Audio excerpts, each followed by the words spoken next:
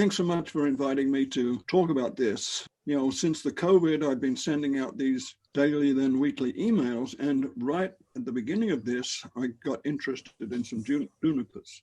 Okay, so that it starts out with these pictures. So not they, but it. That is one juniper, one Utah juniper. And so an outline of my talk is that a confusion juniper forest in the West Desert. Lots of big trees. How big can they get? How old can they get? And what enables them to do it? And then a little about what they can tell us about past climates. Actually, more about the new ways of studying tree rings than the climate stuff itself. And then a few other places that have interesting junipers to them. This is the part we'll jump into now. And the story begins when we had planned to have a UNPS field trip looking for this little plant in the West Desert. And then COVID came along and we said, well, we can't do that, but we'll try to have just a little one for the few people who had signed up for it. And so Sylvia and I went exploring out there, and it was a total bust. So May 22nd, there wasn't even any vegetation in the area where this plant had been. So we gave up and camped in a patch of Utah junipers that I knew about and had camped in for a number of years on odd little trips. And this is the place, a place I call Dolomite Knolls, which is on the west edge of the Confusion Range. It's very sandy underneath and just a neat kind of place. And up on top this is where I camped. The junipers were thriving and they were very healthy. Some of them were big, and it was Sylvia who pointed this one out to me, but everything else was pitiful. Even the little bit of ephedra was wilted and shriveled. So this is what I call Sylvia's tree. It was Sylvia who pointed out and said, boy, that's a big juniper over there. It was right by where we were camping. I'd camped there half a dozen times and it hadn't struck me. And the spread across this tree is about 38 feet. And that cluster of trunks at the base is about 5 feet across. So it's really quite impressive.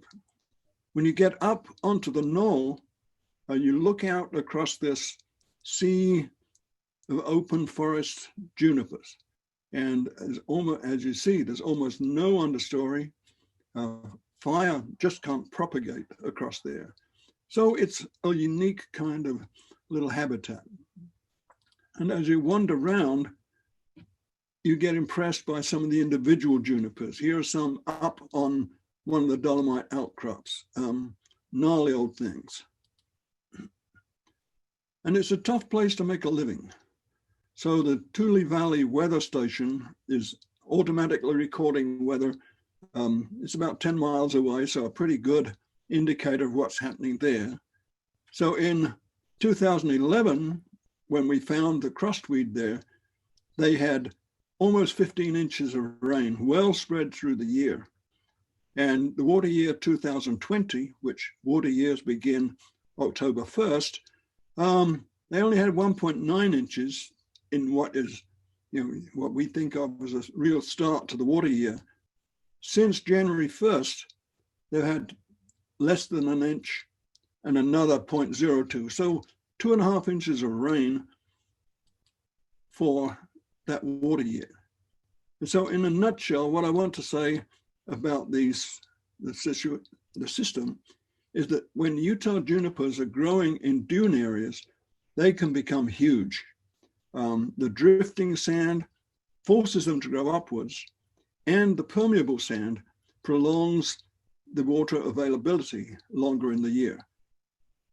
And the desert environments promote slow growth and long life. And 1,000-year-old trees are not uncommon. And given what we pointed out before, the trees so widely spaced with no understory, fires don't spread. There's no forage for cows. There's no cover for large game, and the trees are not suitable for fence posts, resulting in very little man-made impact. It's used for casual camping, but nothing major in the way of trashing. And so this is what it looks like. Outside the bowl, so we're now off to the, slightly to the west. It's, you know, typical desert, West Desert country, but you look here, you see the big junipers up on the sandy area. So it's very striking once you get there. As you go in, you find that the dunes themselves are very shallow. The sand is very shallow, covering outcrops of the Dolomite. And where you've got this situation, you do have some other shrubs growing in. I can't exactly see what there is here, but there is, there's cliff rose, the Persia, there's Cercocarpus intricatus, and several other things. So where you're not on the deep sand, you've got a little more variety of shrub. And the 55-foot tree that I had hoped, turns out it was smaller. It's only 45 feet across. It was a combination of two trees, a smaller one further off to the left there. This is the Cercocarpus growing. So the picture we have here is that it's quite shallow sand covering the Dolomite and not that deep. But some of the trees are bigger than you would expect from Google Earth. For instance, this one. It stretches all the way from here across to here. These are two branches or trunks of the juniper. There's dead stuff here. There's dead stuff spreading off to the right. So things can be very deceptive. This is a beautiful old stump. It's the burned out shell. So I suspect that this is one that was struck by lightning. It burned out on the inside.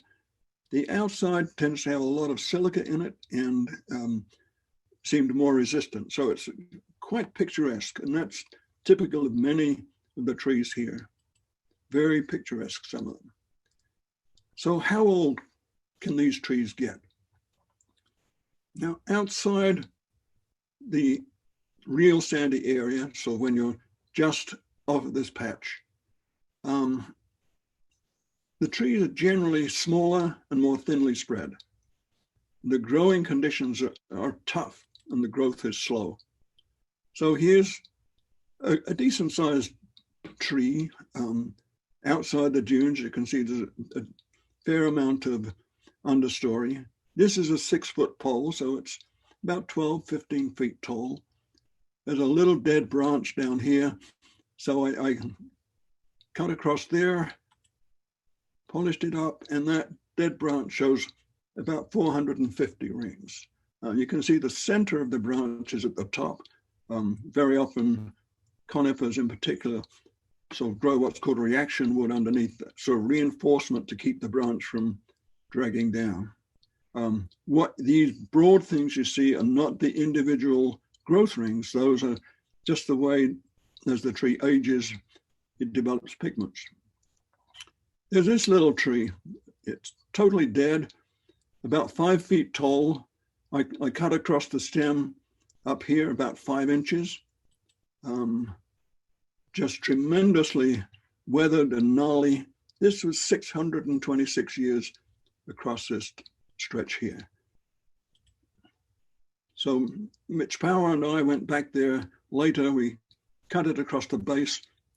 It's about 900 years as far as we can see, and there's some missing from the center. We don't know how much is missing from the outside, but it's very heavily weathered. This is what it's like. This very innermost segment, you can see the rings, very dense, very, very discreet. Really not much rot, except where you're right down at ground level. And any guesses on this one? Pretty certainly 1,000 years or more. So how do the bigger trees compare with the original, the Sylvia's tree? So here's the one up in, now be away from the active dunes, but in the looser sand up against edge of the confusion range. So it's 55 feet across. That you can measure directly with essentially a yardstick from Google Earth. So it's half as big again as Sylvia's tree. But as you look around, you can see there's plenty of dead stumps and branches. So the trees have some pretty impressive life-size living stuff, but also some pretty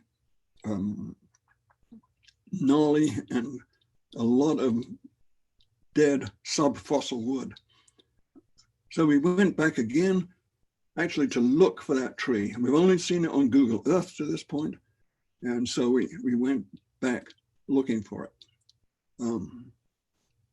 In that bowl, there are many of the short or spreading trees with thick trunks, a number of trees that had branches cut long ago, and it looked very much as though some of them were not simply cut for firewood, but had been cut so as to get slices for doing tree rings.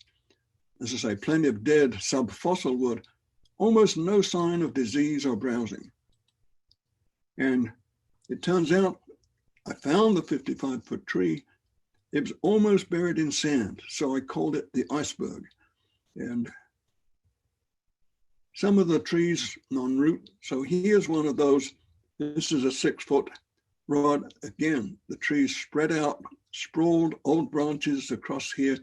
I'm not quite sure whether this one is still alive or whether the whole thing is. Here's a little bit of a ephedra, not much of it.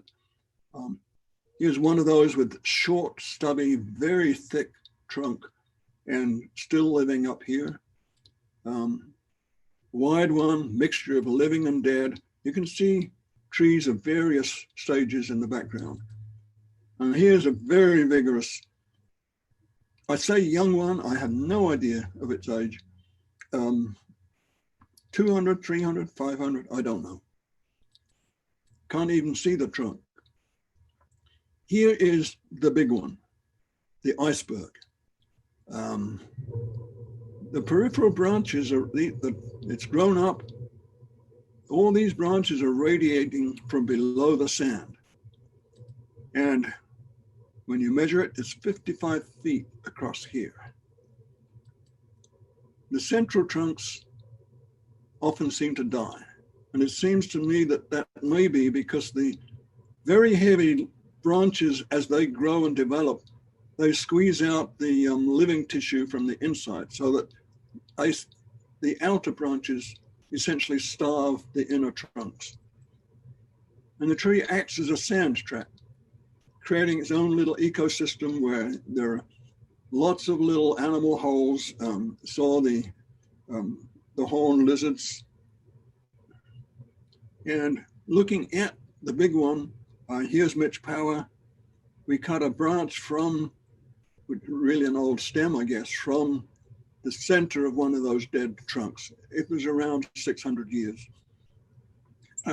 Another one very close to there, this is about 3 feet tall here. This is old trunks with just a little wisp of living tree up here. And this is a subfossil tree where it's totally dead. It looks as though it was growing upright and tilted over. And that's about 2.5, 3 feet across. That's one that Mitch is very interested in studying further. So the question for the central sand area is, how old are these trees? Are they proportionally older? They're a lot bigger. Have they grown longer and are older? Or did they just grow faster? And so subsequently, I revisited the Iceberg tree with a whole group of people, Stan Kitchen included, and Stan found a tree with a very high flat trunk. And subsequently, I went back to collect a sample of that tree for carbon-14 analysis. So with carbon-14 analysis, you're not counting rings, you're taking a sample of it and saying, how old is this? Here's Stan and the tree. This is 4 feet thick, the stem. This was a bigger group, so we were wearing masks even much of the time when we're outside close to each other. This is another, just not typical, but quite a number of such trees. The whole trunk is grown in an S shape like this, out like that. And the living tissue is on the bottom edge. So it's here and it's underneath here. So quite remarkable. In this area, the sand blasting is pretty intense. So that as things get worn away, the wind is slowest at baseline. And so there's much less abrasion of the trees at the base, and they tend to survive better there, the living tissue. Here is the kitchen tree seen from the other side. So here's the living tissue growing up into this part. And it's literally fraying at the end here, where the trunk has twisted around and been sandblasted and eroded off here. And as I say, subsequently, I went back to get a bit of wood for the for carbon-14 analysis, and simply was able to tie a rope around here and use a handsaw with fine teeth so I could cut it here without the whole thing falling apart. You can see how messy it is, lots of straggly broken ends, and there's lots of real silica messing in there. So the question, you want a bit of wood closest to the center where the oldest wood is. And where is the center? It's nowhere, not here, it's somewhere out here. It was eroded away. That when you look, as soon as I cut this off and saw this, oh, it's the center's still somewhere out there. We're not there yet. So we're getting a minimum estimate of the age of this tree. This little part of it was about 2 inches across. The whole thing going across where this was cut from was about 30 inches or more. So polish that, you've got roughly 200 growth rings across here. So on a simplistic look, it could be 3,000 years old, and that had us quite excited, even thinking about being able to get that. And so this little piece here, I took out, took a few growth rings here, and sent this fragment for analysis by carbon-14. And the answer is only about half, about 1,500 years. But that isn't really chicken feed in terms of the age of a tree. So it poses interesting questions. But first of all, thinking about how the junipers get up there. They start out as a hard seed inside this little fruit. It needs leaching with moisture to remove inhibitors. It needs moisture and soil to germinate. And a couple of trees here, both about 12 inches tall. This one is a true juvenile with the different plumage. The leaves are very spiky, spiny, needs moisture and mycorrhizae to survive and grow. This one is a mature tree, in quotes, about 12 inches tall and about 83 years old. It's in a very stressful site. Still within the main bowl. So this is on the edge of one of the Dolomites. So very shallow soil, very exposed. This is a bit further back in. This one is about 6 feet tall. Very fine growth form. Don't know, 200, 300.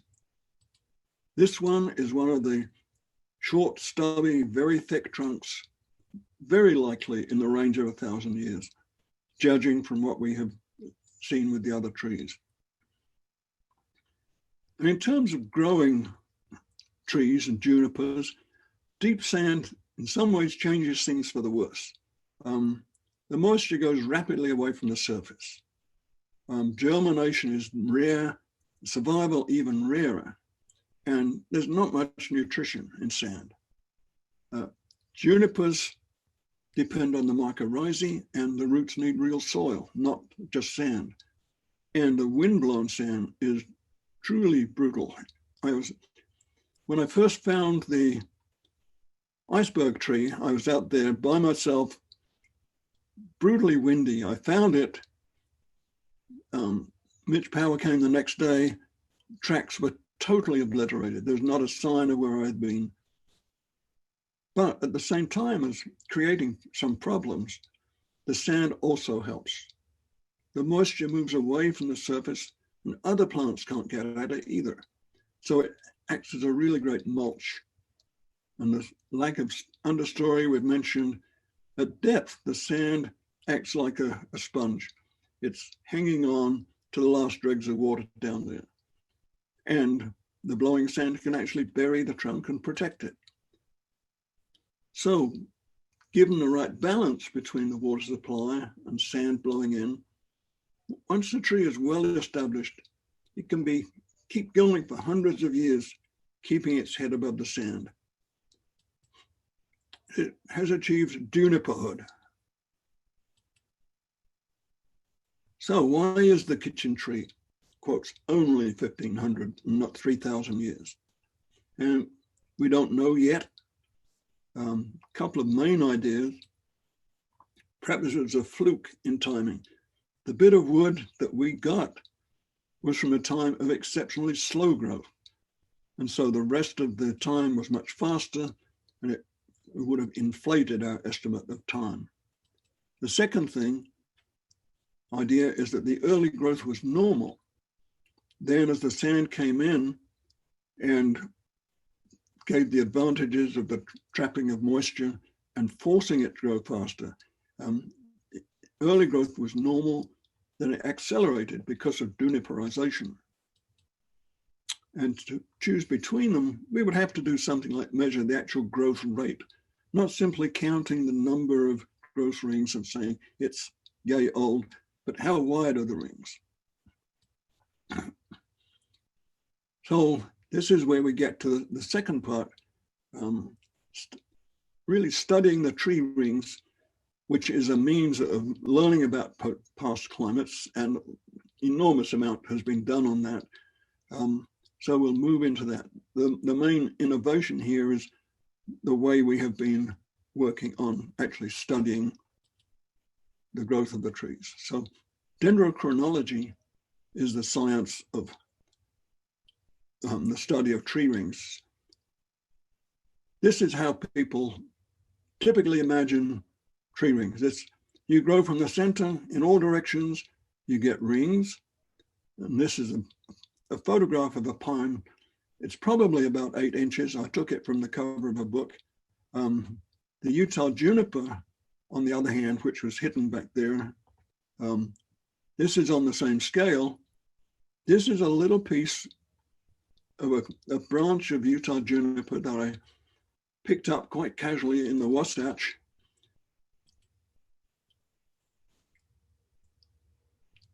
Very difficult.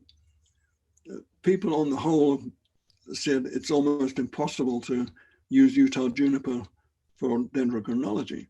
So this grew 8 inches in 57 years.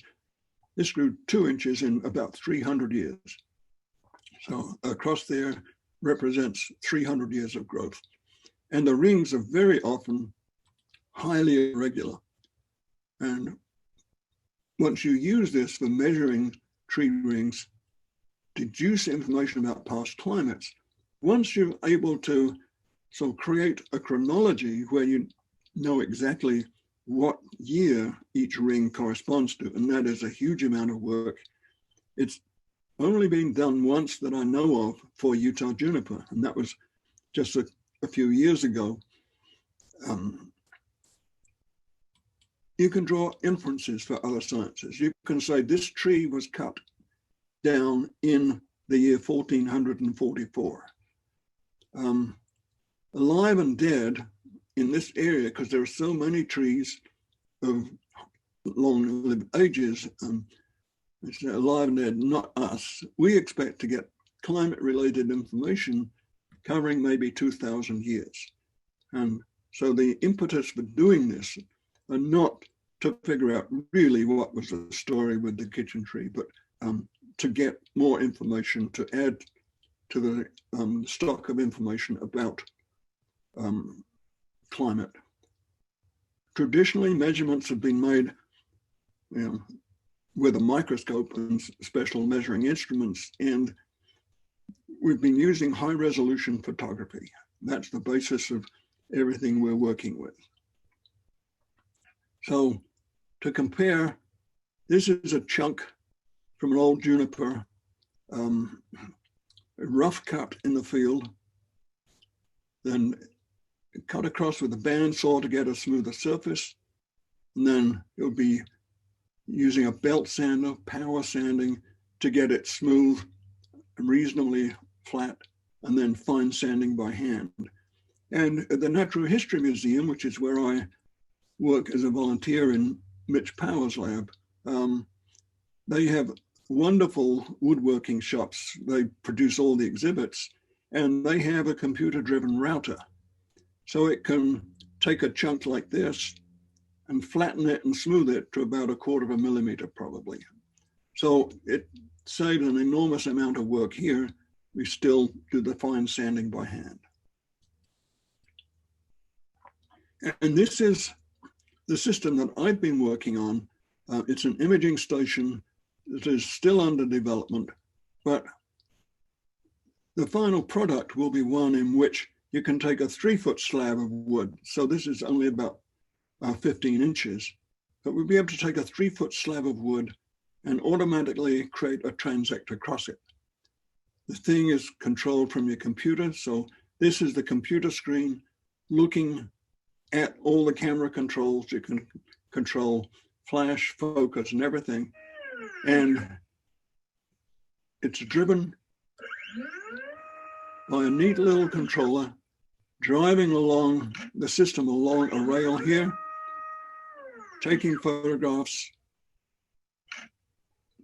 every centimeter or whatever you choose.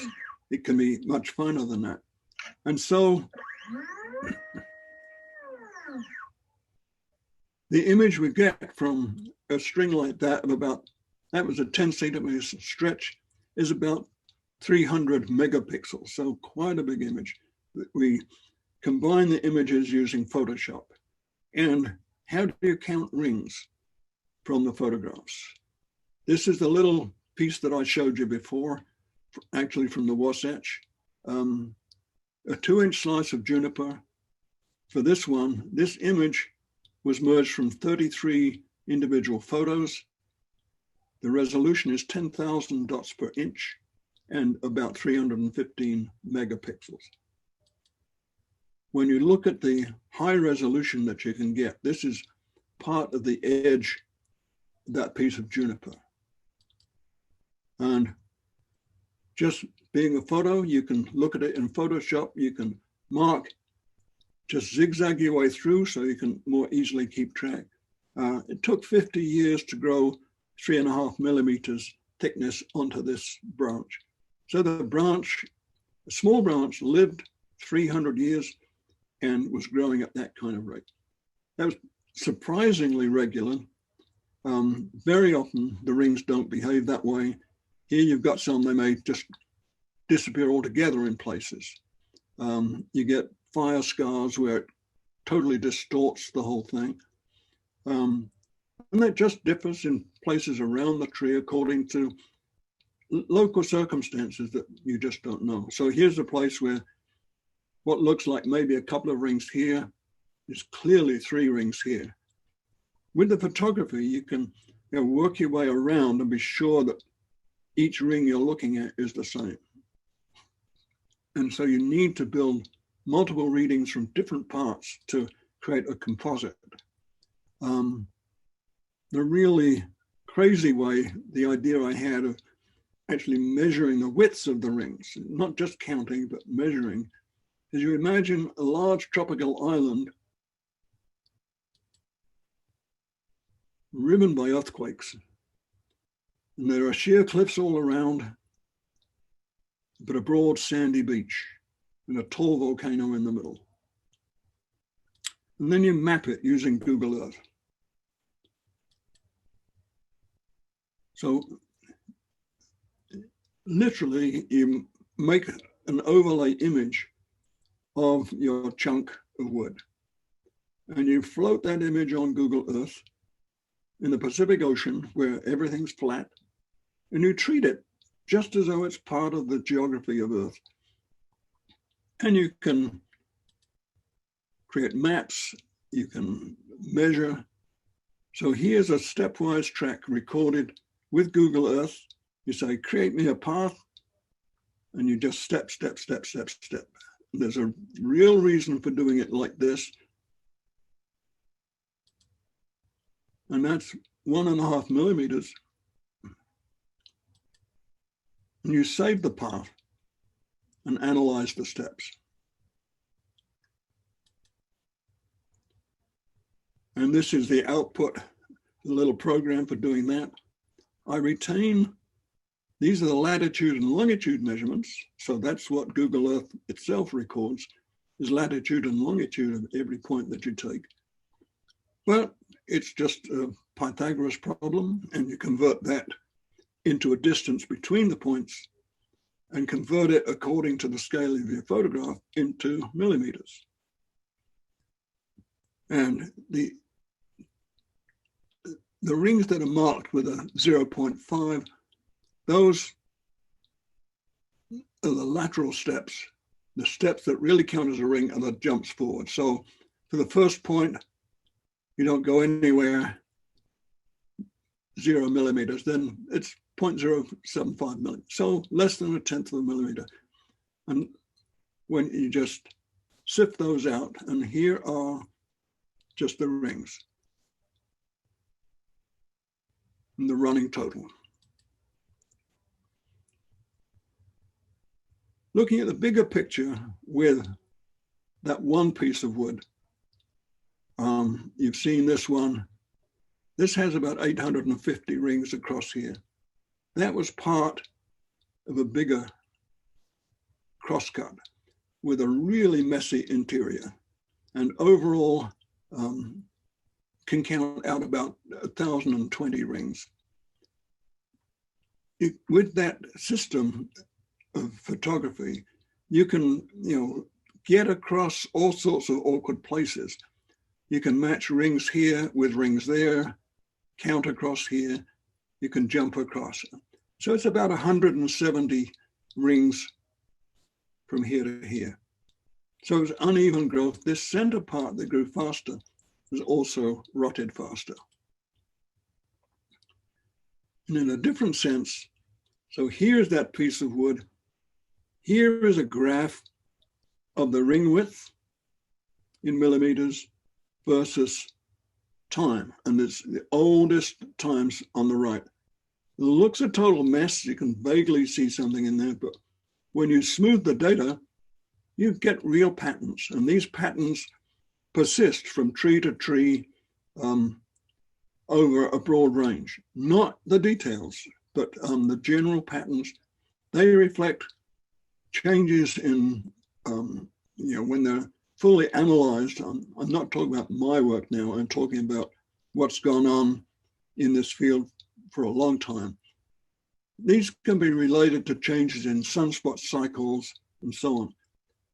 Long periods of very narrow rings here relate to persistent droughts, mega droughts. So it's from this kind of thing that you can pull out ideas of, what caused the end of the Anasazi civilization. But what you need to do eventually is to match patterns across many trees, multiple transects, in order to tease out the climate variables from the local factors. The local factors, it could be a big limb broke off in that area, and so that part of the tree stopped getting nutrition for quite a while. Or it could be juniperization. So there's loads of work ahead. Back to the juniperization question and the kitchen tree, what we might expect is that if we were thinking of the tree finding a favorable period in which to get established, growing along normally, and then some typical rate, then it starts getting swallowed by sand and having to grow faster. And so you might see acceleration in these. You have to tease that out from all this natural variation and climate variation. So that isn't the aim of the work, but it might come out of it. And so the last short part of the talk is about some other noteworthy places. The tree, the big tree itself, came from the Wawa Mountains, the one that we call the It tree, and separately the one that we've just been looking at. There are bigger dunes further south. So when Stan Kitchen came out and we found that tree that we named after him, he said, well, I know, he's the manager of the Desert Experimental Range to the south. And he said, well, I think down in Pine Valley, I know of some sandy areas where there might be some big junipers. He went looking, and indeed, they really were. So this is Pine Valley in 2014 from Google Earth. You can see this big sand area with some very large looking trees here. This is somewhat closer. Remember the It tree from the very beginning of the talk, where he said, not they, that it. This is it. And we were looking, the next picture is looking across here at the present day. So here's this wonderful dune sweeping down, pouring down between these trees. Dead patches in here. This is another super large tree, but we're looking across here. This is the tree we called It, about 73 feet across. So twice as big, twice as wide as Sylvia's tree. Heaven knows how big it is underground. This is Stan walking along this dune area. It's just beautiful country if you like this kind of desert. Here's a tree in that same area in which the sand has been blown out from underneath it. So this part is losing sand. The previous one was gaining sand. We could see that by seeing how far the sand has extended since that first picture in 2014. Ferguson Desert is a bit further north of there, and with Google Earth, I had found some sandy spots sweeping over quite a tall knoll of dolomite. And this is a very interesting one.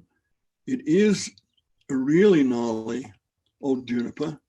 It's also acting as a nurse tree for a little tiny pinion. Complete absence of pinions in that more northerly place, the Confusion Range. We didn't see any in the Pine Valley, but as we got higher on this dolomite outcrop, we did find a few pinions. And the top of that, here we are, we're on a dolomite ridge, pretty high, and yet the sand is sweeping up over it. Little Sahara is a place, of course, that renowned in Utah for its dunes. Here's one in which I have no idea whether this is one tree, but it's the typical sort of thing where from Google Earth, you can see places where the sand is actively engulfing trees, and you see that in those areas, the trees are growing taller and bigger. Sometimes it's time for the sand to go out. Little Sahara is really very active, very big, very active area. And as the sands go out, here's that 6-foot pole. So this is 20 plus feet tall. This much was buried. This much kept it alive above ground. And the receding tide at Little Sahara, part of this one is still alive. It's a place I want to go back to. And Southeast Utah is the final place I want to look at, just very briefly. This is a wonderful book about junipers by Kristen Rogers Iverson.